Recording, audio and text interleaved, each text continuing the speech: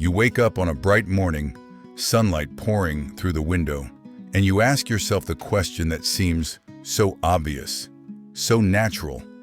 Am I happy? It's a simple question. Yet the moment it arises, something strange happens. The clarity of the morning dims. Your chest tightens with unease. Because the more you search for the answer, the more it seems to slip away. Happiness, once effortless, becomes an exam you're destined to fail. Isn't it odd? We live in a world overflowing with promises of joy. Books, podcasts, life coaches, Instagram quotes, pharmaceutical solutions, all telling us that happiness is not just possible, but necessary. It is no longer a fleeting gift, but a moral duty. If you are not happy, something is broken, and worse, you are failing. This is the paradox. The harder you chase happiness, the more it eludes you. The more you measure, track, and demand joy from your existence, the more life seems flat, colorless, and strangely hollow. It's as if happiness, when pursued directly, transforms from a warm companion into a tyrant hovering over your shoulder, whispering accusations of inadequacy. Have you felt this tyranny? That creeping anxiety when you smile for a photo, wondering if it's genuine? That sinking doubt when your vacation isn't as blissful as Instagram promised? That gnawing voice asking, if I have so much, why don't I feel it? Here's the unsettling truth. Happiness, the very thing we're told to want most, may be the source of our greatest misery. Think about it. What happens when happiness becomes the goal of life? Every disappointment is amplified, every frustration transformed into existential despair. Sadness, once natural, is now pathological. Loneliness becomes a shameful failure. Boredom feels like a moral weakness. In this way, the pursuit of happiness slowly robs us of the capacity to simply live. But here's the deeper paradox, one that unsettles even more. When you stop trying to be happy, when you accept suffering, embrace meaning, or even pursue something darker, happiness often arrives uninvited, slipping quietly into your life. It is when you stop demanding joy that you find yourself surprised by it. So we arrive at the big question, what if happiness is not the prize of life, but its most seductive trap? Imagine that. What if the reason we are so miserable is not because happiness is absent, but because we have made it into an idol, a God we bow to daily, demanding fulfillment, a God who always betrays us? And if this is true, then everything we've been taught, the slogans on wellness retreats, the corporate pep talks, even the childhood stories promising happy endings, might not only be wrong, but dangerous. What if our culture's obsession with happiness is not the cure to suffering, but its very cause? Pause with that thought. Let it sit.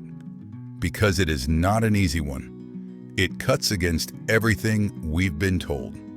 It suggests that happiness is not only unreliable, but tyrannical, that by chasing it, we may be binding ourselves in invisible chains. So what are we left with? If happiness cannot be pursued directly, if joy vanishes the more we demand it, what is life supposed to be about? That is the haunting uncertainty.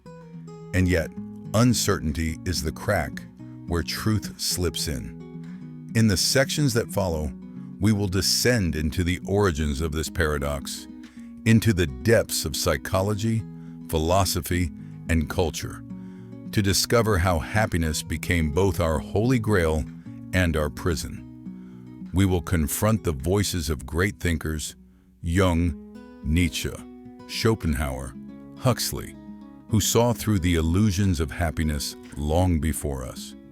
We will uncover how this obsession shapes our identities, our relationships, even the structures of our society. But before we can break free, we must first understand how the chains were forged. To understand why chasing happiness so often leads to despair, we must travel backward into the origins of this obsession. Because happiness, as we imagine it today, is not some eternal truth written into the fabric of the human soul. It is, in many ways, a modern invention. The ancients didn't see happiness as we do. For Aristotle, eudaimonia, often translated as happiness, was not a fleeting feeling of joy, but a life lived in virtue, guided by purpose and reason. It was not about chasing pleasure, but about cultivating character, aligning oneself with a deeper order of existence. For the Stoics, happiness wasn't a matter of controlling life's external circumstances at all. It was about mastering one's own mind, becoming resilient to fortune's blows. Contrast this with the modern vision of happiness, a feeling, a mood, a psychological state to be monitored, optimized, and prolonged. Where Aristotle saw happiness as a way of being, we see it as a consumable product. And like all products, it can be marketed, bought, and sold. This shift did not happen overnight. It emerged through centuries of philosophical wrestling and cultural transformation. Nietzsche warned us that when God died in the hearts of men, something else would have to take his place. And for modern society, that something was happiness. Where faith once promised salvation in the afterlife, culture now promises salvation here and now, through happiness. The afterlife is no longer heaven.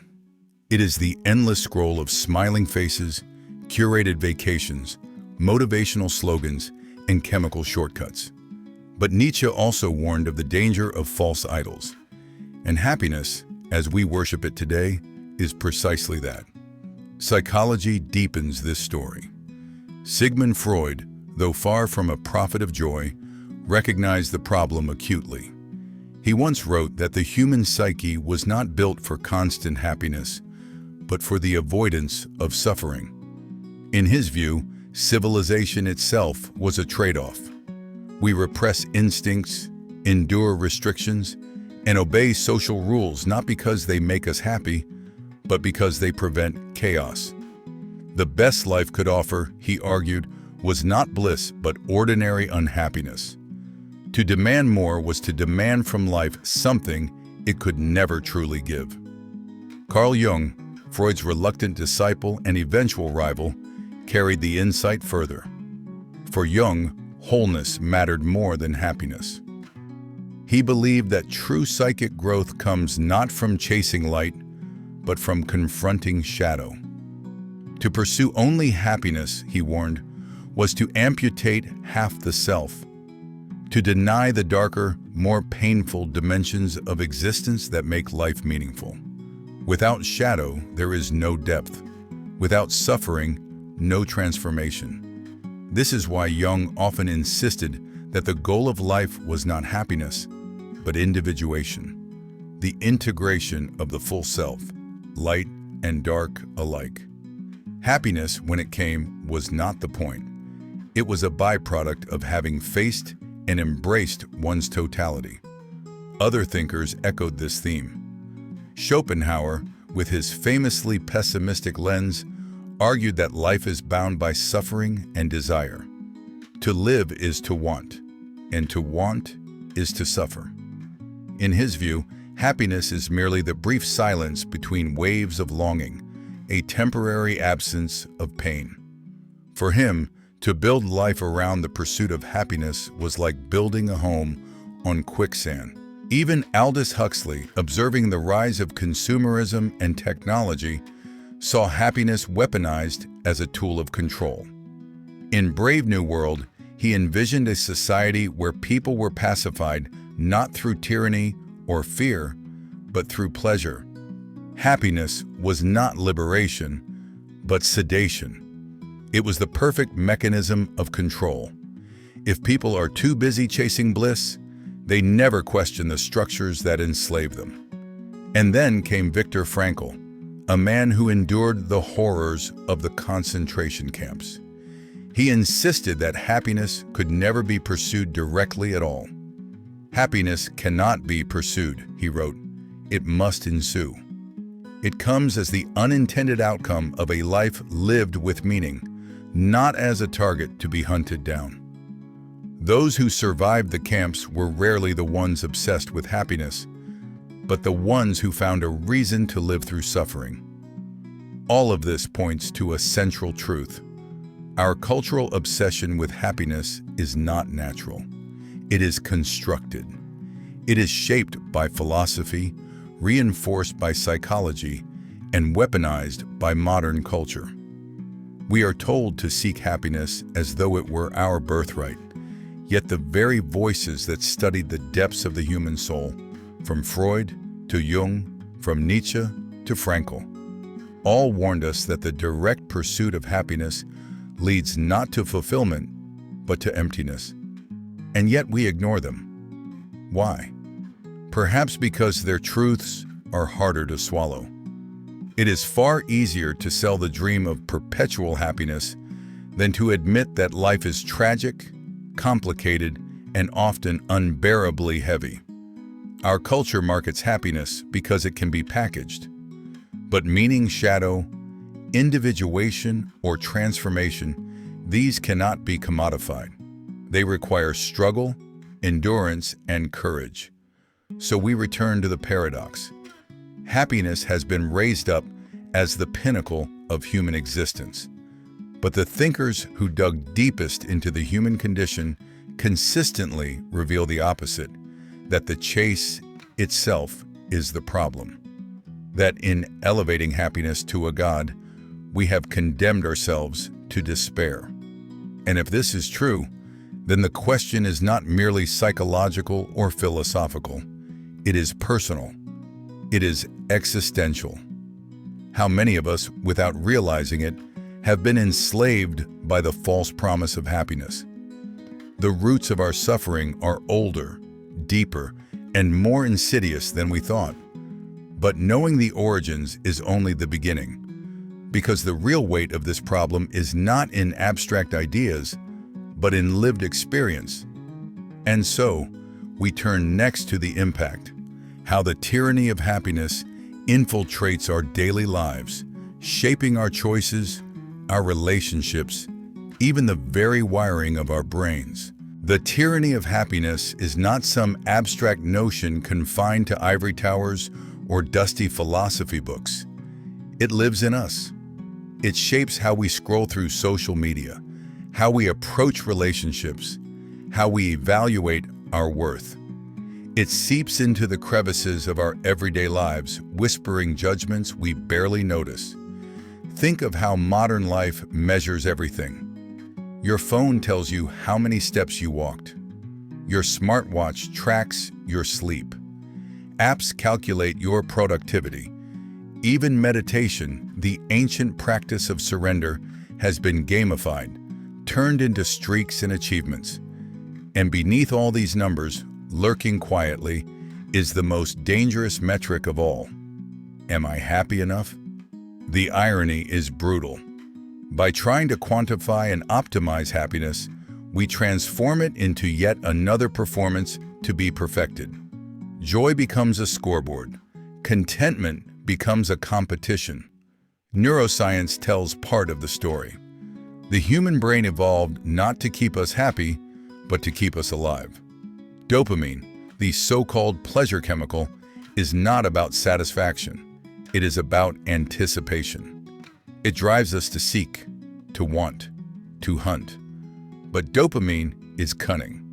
It does not reward fulfillment. It rewards pursuit. The moment you obtain what you want, dopamine falls, and the chase begins again. This is why happiness feels fleeting. The brain was never designed to let you stay there. To live in constant happiness would have been maladaptive for survival. Our ancestors survived because they were restless, because they were dissatisfied, because they were always hungry for more. But in the modern world, where food, entertainment, and comfort are plentiful, this wiring becomes a trap. The same mechanism that once kept us alive now keeps us perpetually unsatisfied. And culture exploits this wiring mercilessly. Every advertisement, every social feed, every dopamine-triggering notification is a weapon aimed at our longing. We are promised happiness through products, services, lifestyles, and always it is just beyond reach. Buy this, achieve this, post this, and then you will be happy. Yet once acquired, the glow fades. The chase begins anew. This is not just exhausting, it is corrosive. Studies show that people who place the highest value on happiness often feel the least happy. Psychologists call this the paradox of hedonism. The more you aim at happiness, the more you miss it. Like trying to fall asleep by demanding, "I must sleep now," the act of pursuit itself guarantees failure. But the impact is not just internal. It is social. Think of how relationships are shaped by this tyranny. Love, once about commitment and endurance, is increasingly treated as a happiness contract.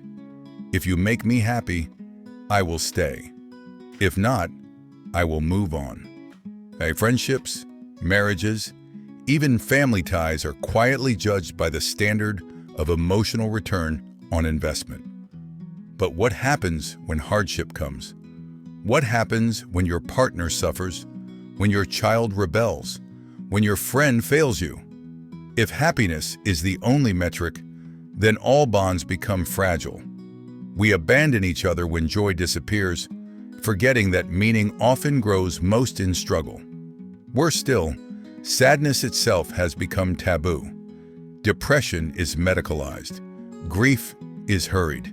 Discomfort is seen as pathology. We live in a culture where to admit unhappiness is to admit failure. So we fake it.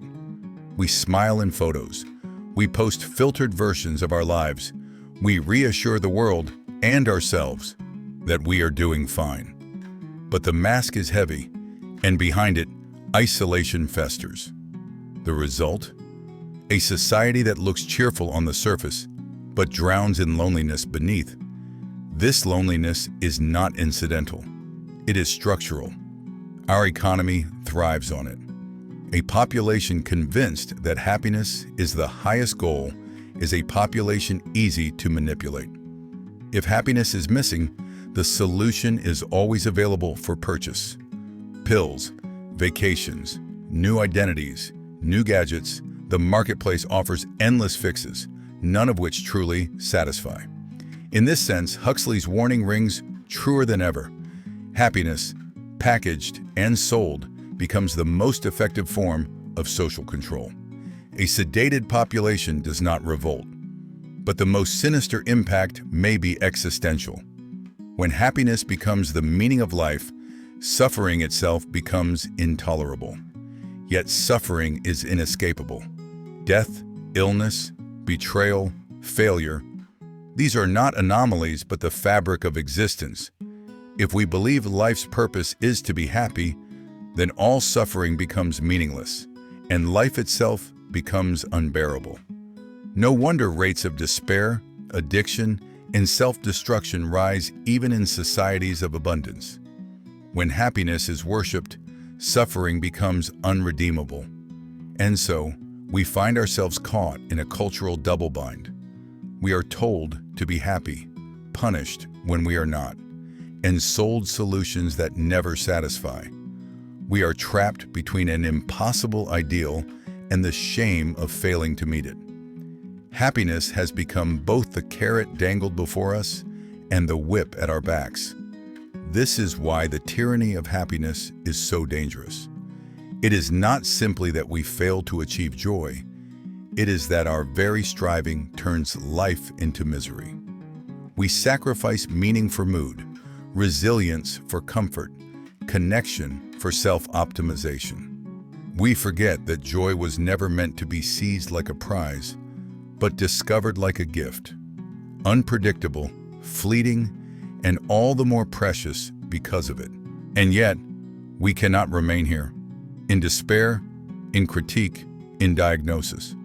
To stop at exposure would be to deepen the very paralysis we seek to escape. If happiness is a trap, then we must ask, what lies beyond it?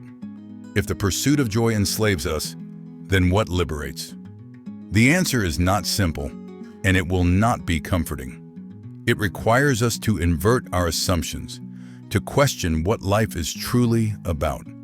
It demands a reorientation of desire itself. But it is here, in this space of rupture, that possibility opens. Because to break free of the tyranny of happiness, we must stop asking, "Am I happy?" and begin asking something far more unsettling, far more powerful. And that question is where we now turn. If the pursuit of happiness is a trap, then breaking free requires a radical shift in how we approach life. But here's the paradox. You cannot liberate yourself by simply replacing one chase with another.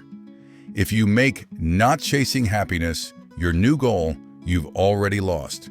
The tyrant has simply changed its mask. So what does freedom look like? It begins with inversion. Instead of asking, "How do I become happy?" we must ask, "What makes life worth suffering for?" This question is unsettling because it flips the script entirely. Happiness is passive, it seeks comfort, it avoids friction. But meaning, love, creativity, transcendence, these demand sacrifice. They demand endurance, loss, vulnerability. They require us to step into the fire willingly, knowing that the flames will hurt, but trusting that what emerges on the other side will be something real, something unshakable. Nietzsche, often accused of being a prophet of suffering, called this amor fati, the love of fate. To embrace not only life's joys, but its agonies. To say yes not just to triumph, but to tragedy, not just to pleasure, but to pain. For Nietzsche, greatness is not found in avoiding suffering, but in embracing it so fully that you would be willing to relive it eternally. Happiness in this vision is not a goal. It is a side effect of saying yes to existence in its totality. Carl Jung offered a similar liberation. He saw that wholeness does not come from denying the shadow, but from integrating it. The person who seeks only light, who seeks only joy, becomes shallow, brittle, incomplete. But the one who faces the darkness, who learns to dance with despair, finds depth. And in that depth, a kind of joy that is not fragile, but resilient. Jung's freedom was not the freedom of constant smiles, but the freedom of authenticity. The ability to live as a whole being, not a performance of happiness. Viktor Frankl reframed the problem even more sharply. In the concentration camps, where happiness was an impossible luxury, he saw that survival depended not on joy, but on meaning. A man could endure unimaginable suffering if he had a reason to endure. But the man who sought happiness in such a place would collapse.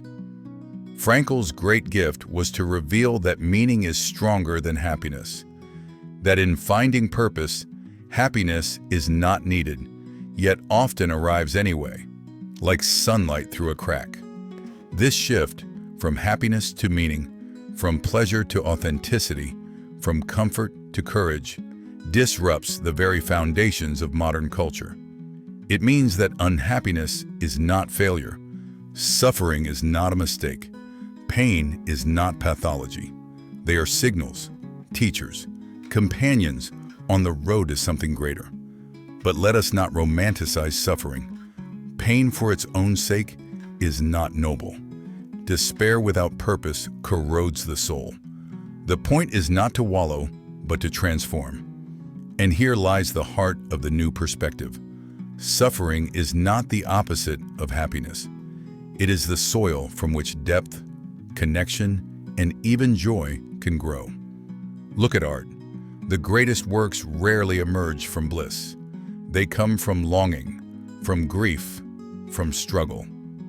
Beethoven wrote his most transcendent symphonies while deaf, wrestling with silence itself. Dostoevsky found his voice after years in prison and exile.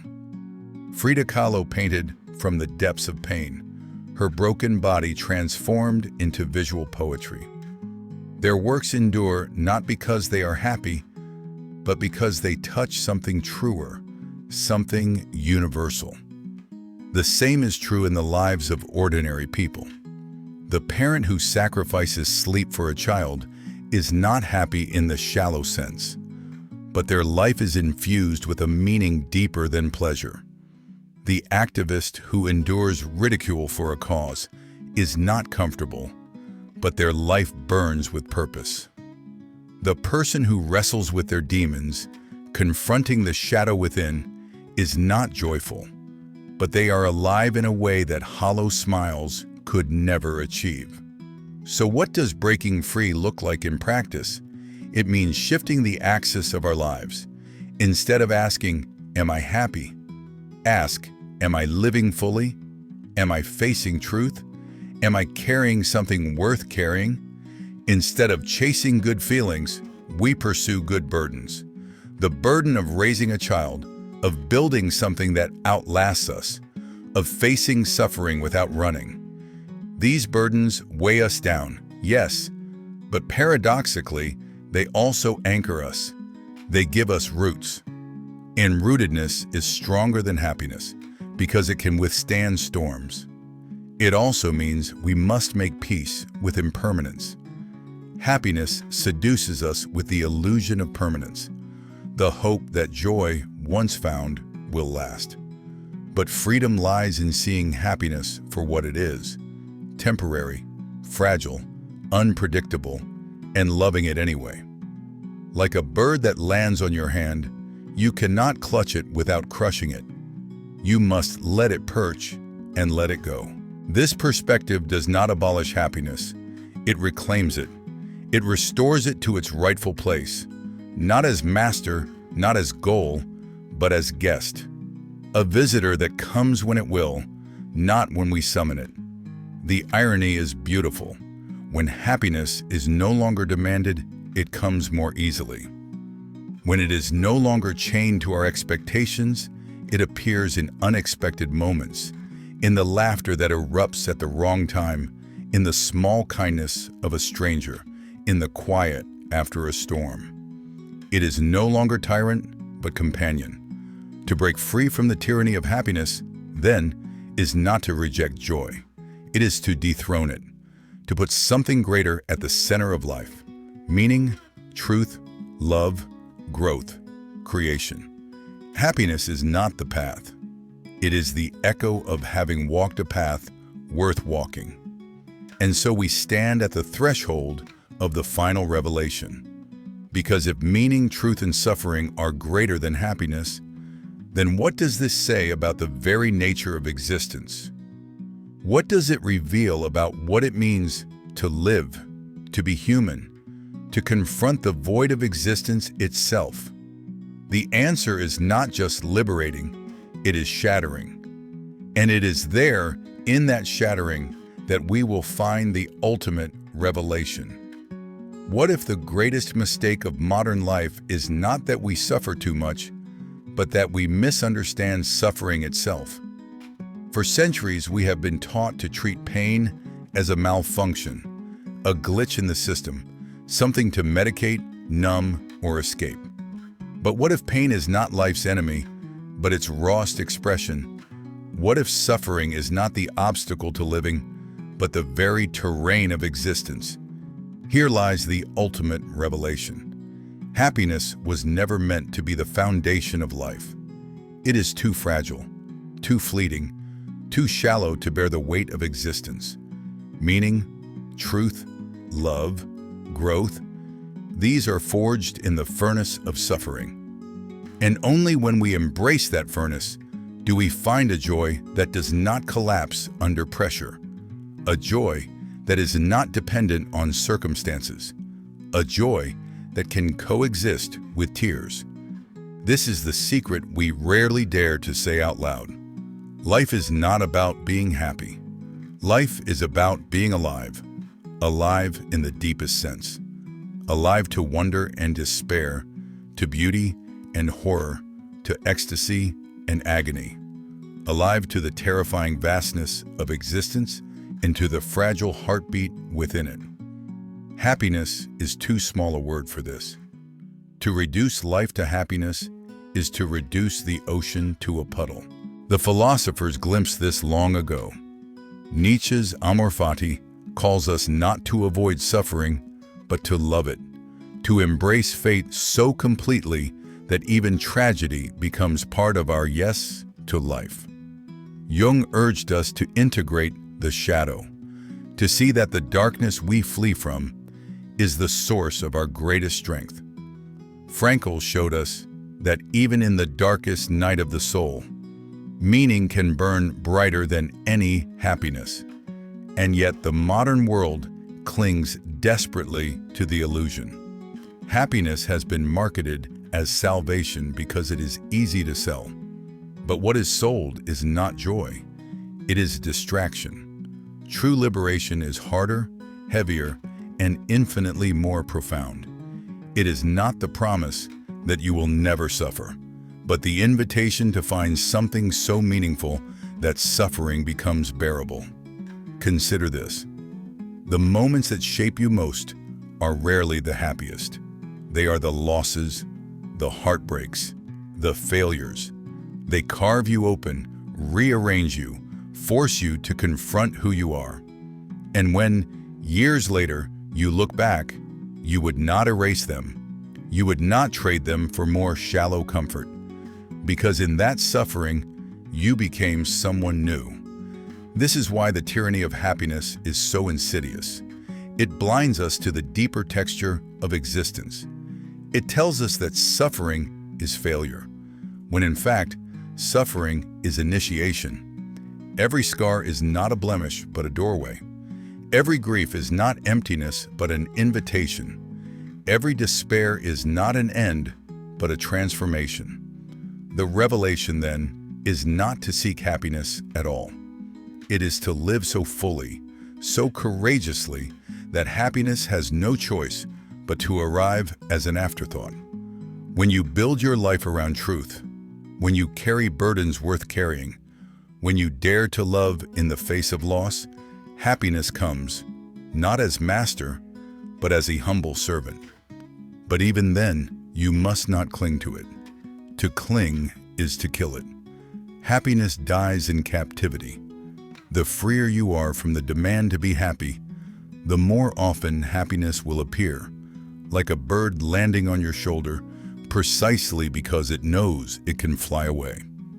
This is the final inversion. Happiness is not the point of life. Life itself, raw, tragic, beautiful, unbearable, miraculous, is the point. Happiness is simply the music that sometimes plays along the way. And here is the most unsettling thought of all. Perhaps the goal is not to be happy, but to become capable of bearing the full weight of existence, to expand so deeply that you can hold both joy and sorrow in the same breath.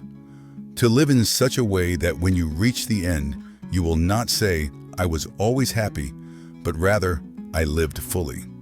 The closing image is not of endless smiles, but of a human being standing at the edge of the abyss, unflinching, whispering, "Yes, I accept. I love it all." That is freedom. And perhaps in that moment, happiness, unbidden, undeserved, unchained, smiles back.